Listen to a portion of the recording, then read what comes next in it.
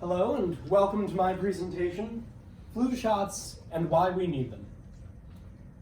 You and everyone you love are in danger, and here's why.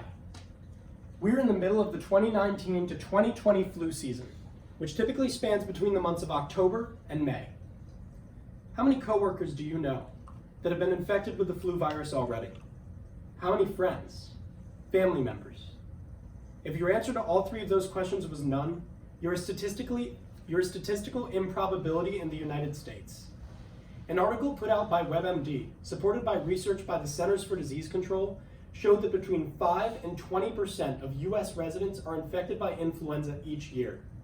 That means at least 1 in 20 people get the flu every year, and at most, 1 in 5. However, despite this, the developed world seems to regard influenza as a minor annoyance. The truth is much darker than that. Even in the United States, influenza is incredibly dangerous. The virus is virulent and contagious, and can be especially deadly in children and the elderly. Fortunately, we have medical solutions in place to not only prevent, but to treat influenza. Today, I will argue for the necessity and the effectiveness of influenza vaccinations. Though I'm not a doctor, I am a student studying to become an epidemiologist, so I feel qualified to at least touch on the basic points of this issue and use some supportive articles from the major organizations. Despite public outcry against vaccinations, it remains a scientific fact. Vaccinations and inoculations are essential to the preservation of public health. As far back as the 18th century, the Ottoman Empire was practicing a crude form of inoculation to protect its society. This was observed by English aristocrat Lady Mary Montagu, who recorded the practice. In it, the infected pus of a person with smallpox, a mild form admittedly, was exposed to the open wound of an uninfected individual. Though crude and dangerous, it did prove remarkably effective in preserving public welfare. 30% of Ottomans at the time who were exposed to smallpox died if it was natural exposure. However, 1 to 2% of those who went through that inoculation process, known as variolation, were the only ones to die due to a developed immunity. The World Health Organization and the Centers for Disease Control both claim that anyone over the age of 6 months, with very rare exceptions, should receive vaccinations. They go on to state that vaccinations are the most effective method to prevent the illness and prevent severe outcomes by it.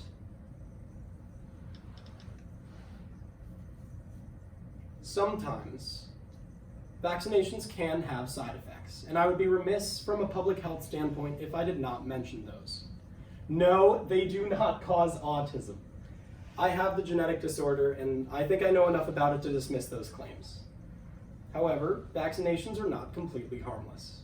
They do not poison you thanks to the chemicals in them, because the chemicals in vaccinations are processed differently by the body than the poisons we know about, and additionally exist in such a minuscule quantity that they cannot pose a risk. The actual side effects of vaccinations are redness, inflammation, and irritation of the injection site, fever, and mild symptoms of the illness that it seeks to prevent. Additionally, though very, very rarely, vaccinations can cause an anaphylactic reaction, which is a life-threatening allergic reaction.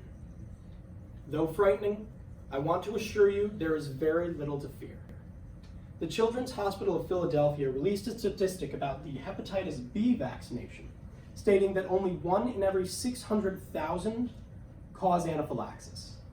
By comparison, 5,000 people in the US die every year thanks to hepatitis B, and prior to the vaccination, 18,000 children under the age of 10 were infected annually.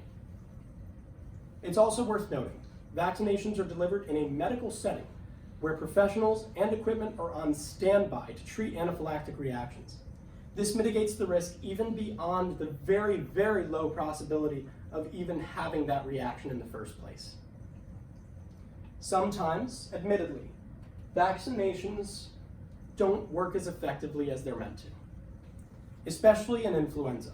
I'm sure we all recall the 2017 to 2018 flu season, where the vaccination meant to combat the H3N2 strain of influenza was not as effective as it had been in previous years. However, despite this ineffectiveness of the vaccination, it remained a benefit to receive that flu shot.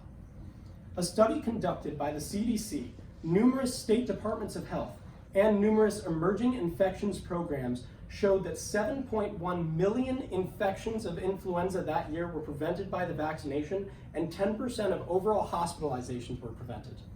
With numbers like that, you'd be hard-pressed to argue against getting a vaccination, even despite those minuscule risks that I mentioned.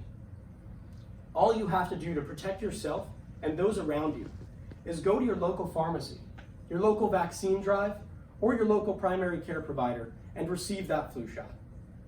If we all join together and get vaccinated, we may be able to suppress the flu virus to the point that it's a rarity in our society.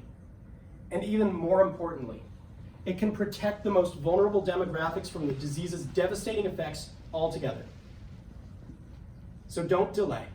Vaccinate today. And if you have a chance, support policies on making flu shots a legal requirement. Thank you for your time. I'll take questions. In the back. So why would you need to get a flu shot every year? So influenza is an RNA virus, and it mutates very rapidly. When I say strains, it's almost a completely different form of the virus with similar symptoms.